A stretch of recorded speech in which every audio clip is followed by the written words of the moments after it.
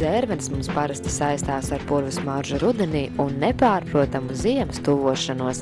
Mūsu senči tās uzturā lietojuši jau no neatminamiem laikiem, jo arī viņiem nebija svešas to labās īpašības. Piemēram, ka tās ir ievērojams C vitamīnu avots. Šeit ir jāsaprot viena lieta, ka tās pasaulē ogas, ko mēs saucam par dzērvenēm pasaulē, tās ir zemās krūmu dzērvenes, kuras ļoti labi aputekšņojas ar brūkpenēm un dod jaunas un jaunas šķirnes. Latvijā tās dzērvenes, kas ir purvā, tās ir pēc pasaules termīniem dūksnāji, jeb krievu dzērvenes. Mūsu purvu dzērvenes, viņas bioloģiskās īpašības ir tādas, ka nepadodās tehnoloģiskiem risinājumiem. Kas ir tehnoloģiskie risinājumi? Pirmkārt, lai tu varētu viņu apstrādāt, lai tu varētu to tīrumu ravēt, lai tu varētu to ražu iegūt, salasīt, mehaniski vai ražīt ar kaut kādiem aparātiem. Lūk, šīs zemās krūmdzērvenes, ko zemnieki šobrīd audzē, tām šīs tehnoloģiskās prasības ir ļoti labas. Runājot par tīri bioloģiski ķīmiskām īpašībām, mūsu purvu dzērvenēs ir vismaz pat trešdaļu vairāk ūdens saturs nekā šajās. Tad var teikt tā, ka ja mēs šo ogu atšķaidīt, pieliet trešo daļu klāt ūdeni, tad mēs šo sulu varam dabūt līdzīgi. Bet līdzīgi vienalga nebūs, jo, redziet, skābes atšķirība, skābums ir apmēram 100 reizes.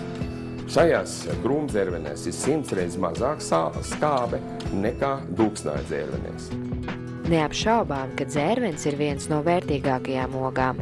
Piemēram, salīdzinot ar 19 pārtikā visbiežāk lietotajiem augļiem, dzērvenes satur visvairāk antioksidantu fenolu. Dzērvenēs ir daudz vitamīnu, īpaši vitamīns C ir daudz, minerālu vielas, dažādas šķiedrvielas daudz, un dzērvenēs arī salīdzinoši ogās ir mazāk kalorijas, varbūt kā augļos, ko mēs varam arī izmantot kā priekšrocību.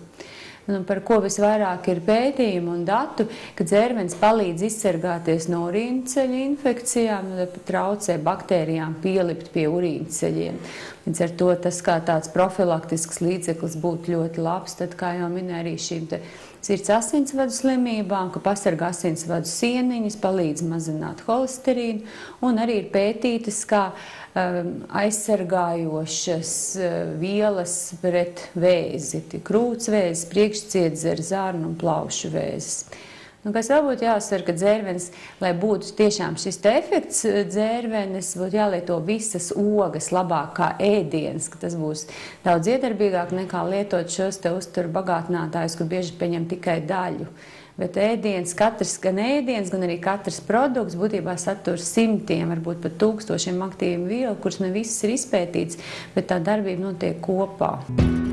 Izrādās, ka liela loma ir arī ogas krāsai.